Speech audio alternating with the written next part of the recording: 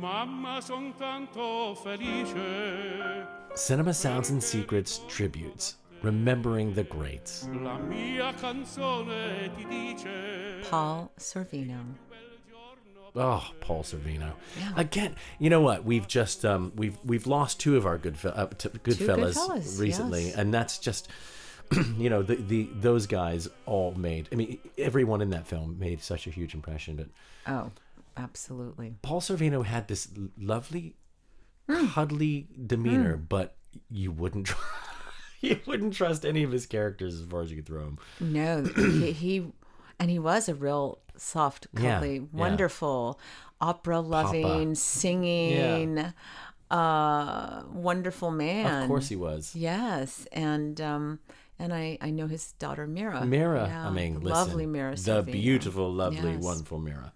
And of course, he, like the great Ray Liotta, was also most widely known for a couple of things, but one was the Goodfellas role as the capo who cooked the pasta in prison. Yeah. I just remember that so well. I'm like, Gribbs is 70 years old and the fucking guy's gonna die in prison. I don't need that. So I'm warning everybody. Everybody. Could be my son, could be anybody.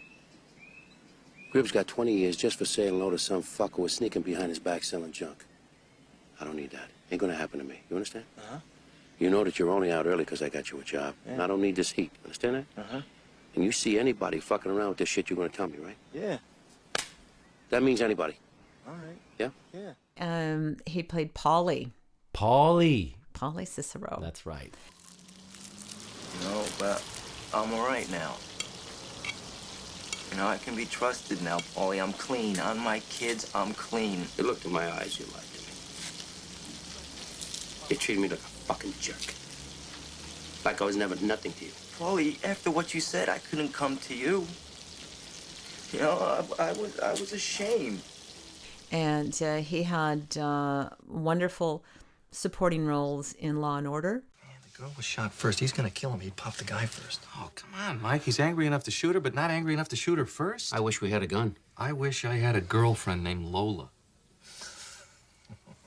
What do you think, Counselor? We've gotten indictments on a lot less. They don't sell hot guns at Brooks Brothers. I am telling you, this twerp wouldn't know where to get one. Come on, Phil. Even rich jerks can get a .38 in this town. Listen, we're talking about working actors. Yes, I mean, he was in everything. In everything. Everything. Right, and he was born in Brooklyn, another New Yorker. And his mother was a piano teacher, and his father was a foreman in a factory. And he originally was going to become an opera singer. And Really? He took voice lessons for over 18 years. No Yes. way. He attended the American Academy of Dramatic Arts in New York. Right.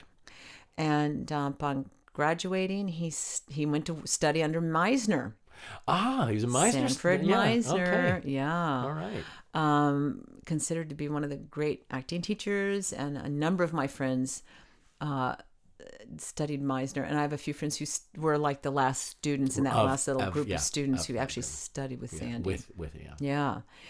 He made his acting debut in 1964, and would make his first how wonderful. His first film appearance was with Carl Reiner in Where's Papa? There you go. Where's of course. Papa? It was inevitable. Yes, these great men all connecting. Yeah. And he had a really huge Broadway career and a Hollywood career, often playing, a tough guy, a mob boss, the boss, it's interesting that you say that as well. I mean, we mustn't. It's very simple to think that these actors and actresses only worked when they were on television or film, and they just were always working. Yes. If you were to put somebody's theater credits alongside their film credits, you just see how much more all the time. He was on stage constantly, and he was. It's funny though. He had a mob boss moment in Rocketeer. Remember The Firm. Yes, the Firm. The Firm. He had one. There is a brilliant scene in The Firm. He's chilling. There's a specific scene, and I can't remember exactly, but it is very, very, very, very, very good. I know everything you know. As I should, as your attorney. And what if the firm should desire at some point to terminate your employment? Whatever I know, wherever I go, I am bound by the attorney-client privilege. I am very much like... I would say I am exactly like a ship carrying a cargo that will never reach any port. And as long as I'm alive, that ship will always be at sea, so to speak. Like Yasser fucking Arafat, huh? Never a night in the same place. In any case, I need your written authorization so I can release your bills, like every other client is given.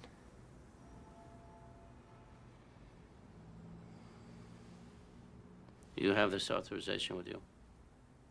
I do. You know, he was, I think he was in a sitcom in the mid-'70s called We'll Get By. Mm-hmm. And then he also it's interesting, he became a big advocate for asthma. Oh, right. And he had many ways of working on asthma with singing and using your voice and using your breath. And I remember when it came out, because I had friends getting it for their kids, called How to Be a Former Asthmatic. Wow. Yeah, and he's founded a foundation for it. And he's built centers for adults and children. I mean, he's a real philanthropist. Amazing. Right. And he was just a constant. He worked like Jenny Seagrove with horses. Yeah. Okay. To rescue horses. And because she's a friend that does that. And I thought, it's just amazing when people take their humanity and their love of the world. And he only directed one film that Mira was in. It was called The Trouble with Callie. Listen to me. You have to grow up now, okay? You have to get yourself together, and quickly. Your mother's going to need you, Callie. No, you don't get it. You have to finish out with me. You have to. They might need you, but I need you more. And if you go to California, you'll never see me again, and I know that. Lois never had a father. At least you had what you had with me. Just how long will that bizarre love triangle will last, huh?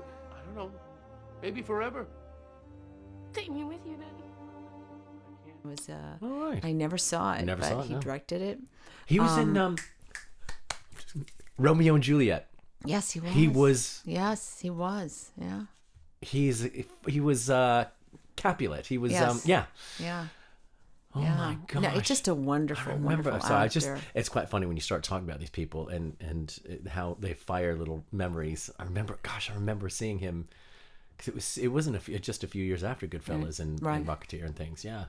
He's just constantly working on it. Great. He'd always show up on talk shows and have these wonderful stories, because he was an advocate for the horses and for the asthmatics and opera, and he was singing on YouTube all the time. I'm gonna have to do some of this. And but he became a sculptor. And casting in bronze. Of course he did. And then he had opened Sorvino Foods and used old family recipes. My God. So he's just a real entrepreneurial, very big-hearted, expansive, wonderful, wonderful man, a great actor. And also, I found a lovely quote from him, so I thought we'd have a Paul Sorvino quote. Yeah, why not? He says, "Most people think I'm either a gangster or a cop or something. But the reality is I'm a sculptor, a painter, a best-selling author, many, many things, a poet, an opera singer. But none of them is gangster. But obviously I sort of have a knack for playing these things. It's almost my later goal in life to disabuse people of the notion that I'm a slow-moving, heavy-lidded thug. And most people's impression of me is that, because of Goodfellas and a few other things. But they forget I was also Dr. Kissinger in Nixon and a deaf lawyer and dummy. It would be nice to have my legacy of more than that of just a tough guy. And I think it absolutely is. I think that when you saw Mira Sorvino picking up her Oscar for Mighty Aphrodite. That's the one. Sorry.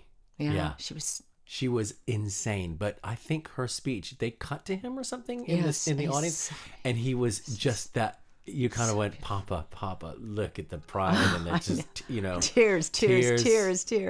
Yeah, Mighty Aphrodite. That's the one. Yeah, just a lovely performance. Yeah. So, you know, he had this gift, and he shared so many things with the world. The lovely Paul Sorvino.